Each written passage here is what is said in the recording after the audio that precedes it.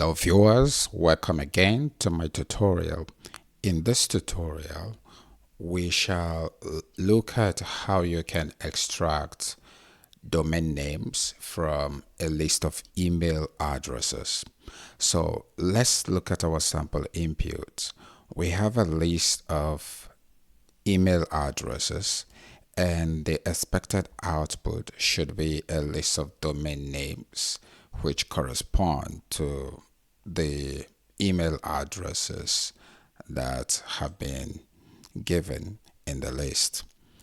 Basically, you can see that here we have about 4 different email addresses, but we have here 3 different domain names. So what this means is that we are only interested in unique domain names and not actually the entire domain names. We have D1 over here as the first email having the same having the D1 domain name, and we also have D1, the third email, having the same domain name. So we are not going to repeat D1 as a domain name again. We are only going to make sure that the domain names are unique. We don't need to repeat them. So how do we deal with this? First of all, we need to have a function. Okay, now the function is going to be an email extractor. We have an email extractor which takes in an email address, and what we are going to do with this is that we are going to return I think I should make this a domain extractor instead, not an email extractor, because we want to extract the domain given a particular email address. So the domain should lie within the list which will be extracted from the given email. So I'm going to take in the email parameter, email address parameter, and split it at a point where I have at. So when I split it at a point where I have at, what this simply means is that this is going to split this email into 2 at this point where at symbol exists. So I am going to have 2 elements for each of the email addresses. So to extract the last element, I am going to supply -1 or simply 1, or better still, let me use 1.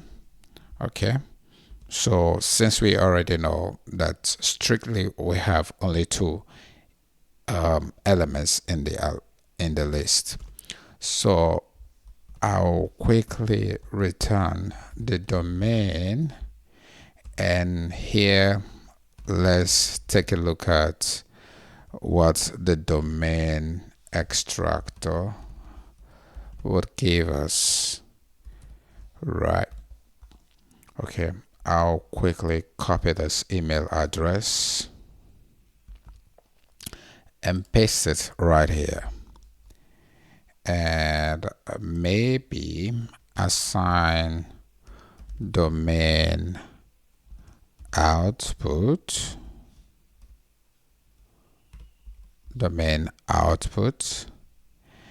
and print the domain output. The domain output. Let's take a look. Good. So we have d1.com, but this is not exactly what we want our domain name to look like. We wanted to have a www dot, then the domain name. So here we are going to have a concatenation of www dot and the domain name. When we run again, we are going to get the expected feedback. So here is it. Having looked at this, we are not yet done with our solution. So I'll quickly comment this out and look at how we can apply the formula in making sure that we get the final domain list right from the email addresses. So I will have to declare an empty list to store my domain names, and I'm going to look at each. I will have, first of all, this address.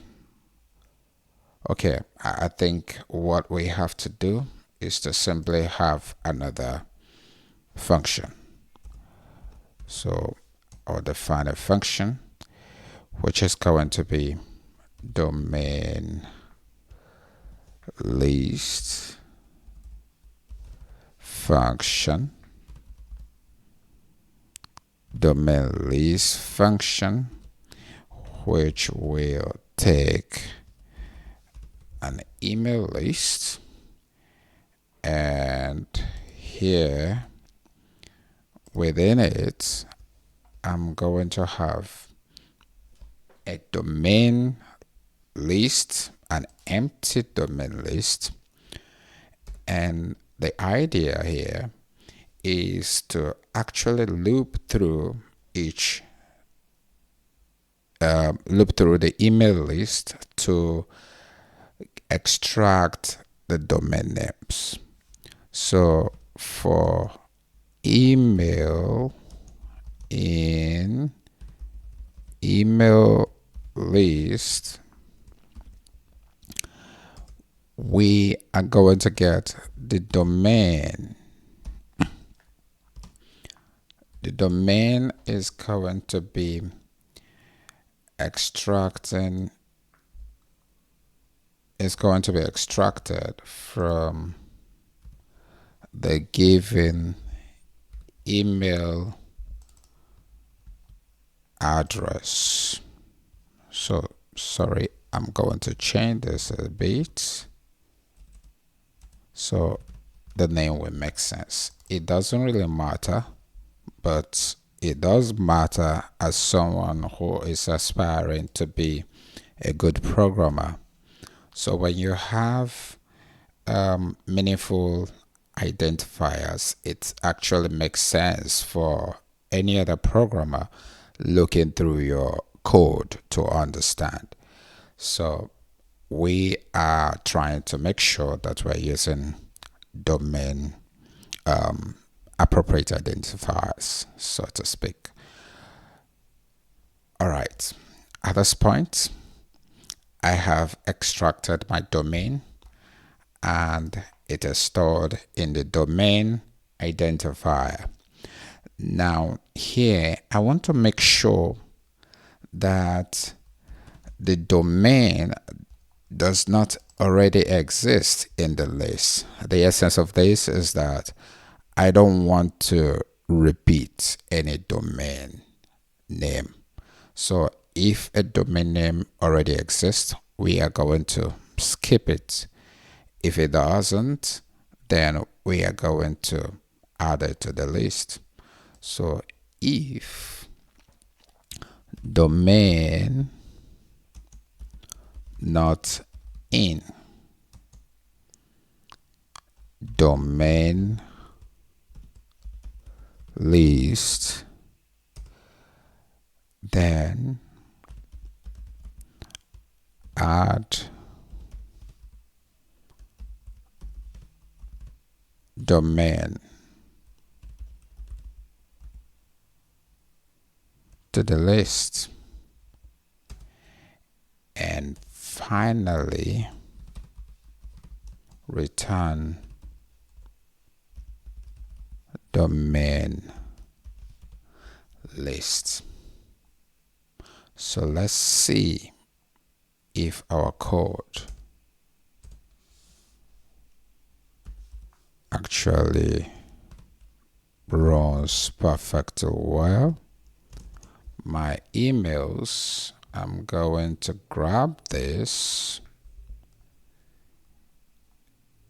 I'm going to grab this and assign over here and call this function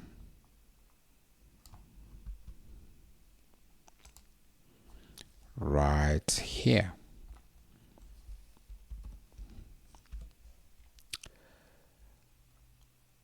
Passing in the email list and assigning this yet to another variable or identifier, my domains. Finally, let's take a look at the output.